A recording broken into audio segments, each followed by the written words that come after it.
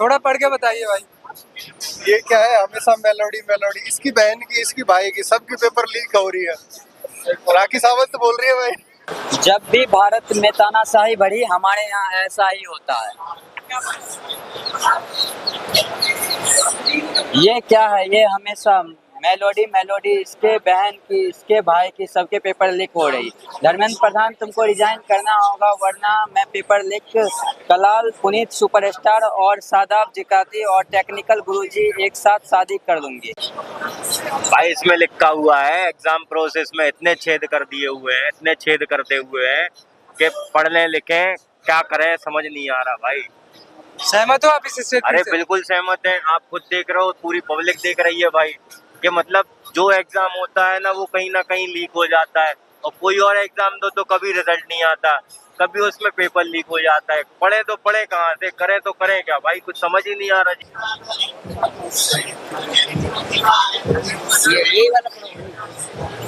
नमस्ते दोस्तों, आज इनका पर्दाफाश हो चुका है, जनता जाग चुकी है, इनका बचना अब नामुमकिन है।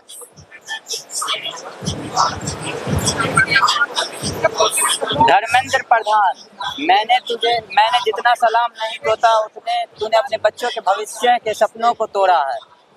रिजाइन कर दो, अपने $100 ट्रिलियन का पेन दूंगा रिजाइन करके।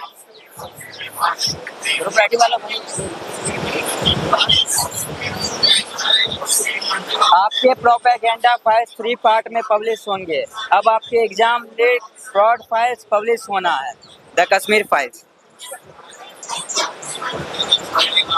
अभी रेजिग्नेशन आएगा ना वीरो, छोटा छतरी अब रेजिग्नेशन लेके जाएगा। धर्मेंद्र प्रधान, क्यों पेपर लीक पढ़ना मुश्किल है, नामुमकिन है, बोलो कैसे जुबान से, आई विल रिजाइन। तब मैं अकेला मुन्ना भाई एमबीबीएस था, अब तो सब मुन्ना भाई एमबीबीएस बन रहे। धर्मेंद्र प्रधान, अपने रेजिग्नेशन लेटर को एक जादू की झप्पी तो दे दो। Dharmendra Pradhan resign.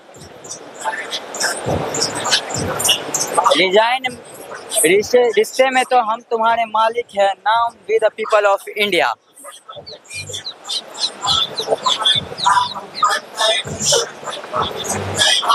Exam process में इतने छेद कर दिए, बच्चों को समझ नहीं आ रहा, पढ़े लिखे या काटे का पेपर हटिया पे पड़े रहे। स्वागत नहीं करोगे, हमारे डिमांड है।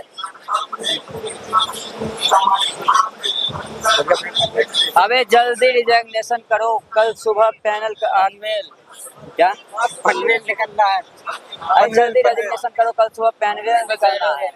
जनता वसूली करेगी अपना हक। धर्मेंद्र प्रधान रिजाइन करो। पोस्टर पे लिखा है भाई, धर्मेंद्र प्रधान क्यों पेपर लीक पकड़ना मुश्किल ही नहीं नामुमकिन है। बोलो केसरी जुबान से, आई विल रिजाइन। क्या ओपिनियन है इस पे, आप सहमत है इस पोस्टर से? मैं भी बीजेपी से हूँ, ठीक है, लेकिन अभी फिलहाल सरकार की प्रेजेंट नीतियों को देखते हुए मैंने भी अपना मूड पूरी तरह से बदल लिया, क्योंकि सरकार की जितनी भी नीतियां हैं वो देश हित में एक भी नीति नहीं है। तो अभी मेरे से जितने लोग जुड़े हैं, मैं सबको यही समझा रहा हूँ कि बीजेपी पार्टी सिर्फ अब वो बीजेपी पार्टी नहीं है, अभी उस पर 2-3 लोगों की कमांड है। वो जो मेन सीट पे बैठे हैं, जो मुख्य 2-4 लोग, वही सारी चीज़ों को रूल कर रहे हैं, वही अपनी नीतियाँ, अपना फायदा, अपना नुकसान देख रहे हैं। बाकी देश दुनिया कार्यकर्ता सब जाए भाड़ में। तो इस तरीके से देश चला रहे हैं, इस तरीके से नहीं चलना चाहिए। हमारा देश लोकतांत्रिक है, हमें आवाज़ उठानी चाहिए, वो चाहे बीजेपी का हो, चाहे कांग्रेस का हो, कोई भी पार्टी, क्योंकि अगर शिक्षा खत्म कर दी जाएगी तो हम फिर बहुत बेहाल हो जाएंगे, अब फिर से गुलाम हो जाएंगे। और कहीं ना कहीं हम अभी अमेरिका के गुलाम बन चुके हैं। जिस तरीके से देश पे इतना सारा कर्जा है, हर तरफ की स्थिति खराब हो, चाहे व्यापार हो, व्यवसाय हो, शिक्षा हो, स्वास्थ्य हो, हर जगह मारा मारी है। तो मैं आप लोगों से भी अपील कर रहा हूँ कि आप अपने नज़दीकी जिस भी तरह का, और मैं जिस तरह से खबरों में देख रहा हूँ, मेन स्ट्रीम मीडिया हमारा दिखा नहीं रहा है, लेकिन ये जो यूट्यूब कंटेंट बनाने वाले लोग हैं, यूट्यूबर ने बहुत मोर्चा संभाल रखा है, वो जगह जगह के प्रोटेस्ट को कवर कर रहे हैं, दिखा रहे हैं। तो जो भी बीजेपी से लोग जुड़े हैं, उनसे भी मैं हाथ जोड़कर गुजारिश करता हूँ, थोड़ा सा अपनी आंखें खोलिए, अपने सरकार की नीतियों को देखिए कि हमारी सरकार क्या कर रही है। हमारे हित में, हमारे देश के लिए कुछ भी एक एक भी काम नहीं हो रहा है। हमें सिर्फ और सिर्फ बेवकूफ़ बनाया जा रहा है इतने सालों से।